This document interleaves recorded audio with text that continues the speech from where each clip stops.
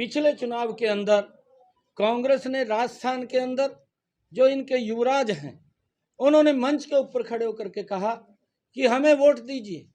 ये इलेक्शन के अंतिम दिनों के अंदर उन्होंने झूठ बोला है कि आप वोट दीजिए, हम जब शपथ लेंगे उसके 10 दिन के बाद किसानों का कर्जा माफ कर देंगे। परंतु उसका परिणाम ये निकला कि इन 5 वर्षों के अंदर राजस्थान में जो कांग्रेस ने झूठ बोला था, 4,500 किसानों ने आत्महत्याएं राजस्थान के अंदर की हैं और 19,500 किसानों की जमीन राजस्थान के अंदर कुड़क हो गई है। इस झूठ से लोगों को बचाना, क्योंकि ये लोग झूठ बोल करके सस्ती सत्ता हथियाने का ये प्रयास करेंगे। उस प्रयास को रोकना ये भारतीय जनता पार्टी के कार्यकर्ता का बड़ा चैलेंज है और हम सब मिलकर के उस चैलेंज के साथ खड़े होकर के लोगों को इस झूठ से बचाने का काम करेंगे। जो पार्टी ने जो हमारे ऊपर विश्वास किया है, मैं पुनः केंद्रीय नेतृत्व का, प्रदेश नेतृत्व का बहुत बहुत धन्यवाद और आभार व्यक्त करता हूं। दिया जाएगा बीजेपी के संगठन में विस्तार करने की संभावना है।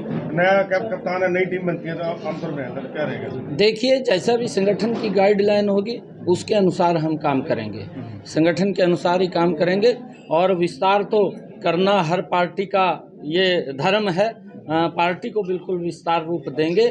जो लोग पार्टी के अंदर पार्टी की नीतियों को जो ज्वाइन करना चाहेंगे, उन सब लोगों को पार्टी के साथ भी जोड़ने का काम करेंगे, क्योंकि आज भारतीय जनता पार्टी ने जो विश्वास, जो हमारे केंद्रीय नेतृत्व ने विश्वास किया है, उस विश्वास के ऊपर खरा उतरेंगे। राजस्थान में चुनाव चल रहे हैं। नहीं, देखिए, क्योंकि ये विषय नहीं है, क्योंकि पार्टी निर्णय लेती है और पार्टी के अंदर हमारा संवैधानिक परंपरा है कि जो टेन्योर होगा, अध्यक्ष बदलते हैं। राजस्थान के भी अध्यक्ष पीछे दूसरे लगाए गए थे, क्योंकि पार्टी ने ये विश्वास व्यक्त किया और अच्छा है कि ऐसे समय के अंदर राजस्थान के अंदर भी बड़ा लाभ वो मिलेगा समाज के लोगों को। जीटी बेल्ट में अम्बाला क्षेत्र 2 जिले तो आप कवर कर ही रहे हैं। देखिए, कहीं भी अभी धीरे धीरे करके मैंने कहा है कि हम श्रेष्ठ कार्यकर्ताओं का आशीर्वाद लेकर के काम को चालू करने वाले हैं। ये जीटी रोड बेल्ट है, चाहे हमारा मध्य हरियाणा है, चाहे दक्षिणी हरियाणा है, हरियाणा का एक कोना भी वो पीछे नहीं रहेगा।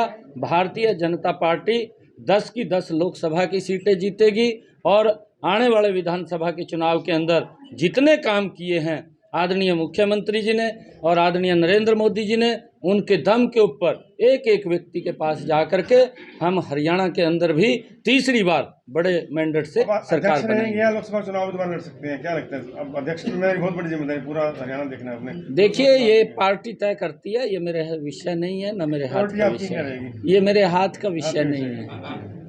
कोई भी विकास कार्य हो, चाहे दवाई ईडी को कुत्ता कहा आज उन्होंने, तक के वो वीडियो वायरल किया जा रहा, क्या कहें? देखिए, कांग्रेस के समय के अंदर भी, क्योंकि ये स्वतंत्र एजेंसी है, हमने पहले भी इस बात की प्रेस के माध्यम से भी चर्चा की थी कि ईडी एक स्वतंत्र एजेंसी है, उसके ऊपर किसी का दबाव नहीं है, क्योंकि हमारी ये संवैधानिक वो सिस्टम है, उस सिस्टम के तहत ईडी भी कार्रवाई करती है। कांग्रेस के समय के अंदर भी कई कार्रवाई हुई है, परंतु ये ईडी अगर कहीं लगता है कि यहाँ भ्रष्टाचार हुआ है तो ईडी की जिम्मेवारी है उस भ्रष्टाचार को तथ्यों के साथ उजागर करना, और अगर किसी के ऊपर कार्रवाई होती है तो सरकार को बदनाम करने का वो काम करते हैं। परंतु ये विषय नहीं है। आदरणीय नरेंद्र मोदी जी मजबूती से देश को बढ़ाने का काम कर रहे हैं। पिछड़े, अति पिछड़े, गरीब, दलित, आम व्यक्ति तक योजनाएं पहुंचा करके उनको समाज की मुख्यधारा में जोड़ने का काम कर रहे हैं। परंतु इनको लगता है कि ये मुद्दा तो इनके पास है नहीं है, ये इसी प्रकार से झूठ बोल करके ये आदरणीय प्रधानमंत्री जी को बदनाम करना चाहते हैं। परंतु कांग्रेस का सुपड़ा साफ हो रहा है राजस्थान के अंदर।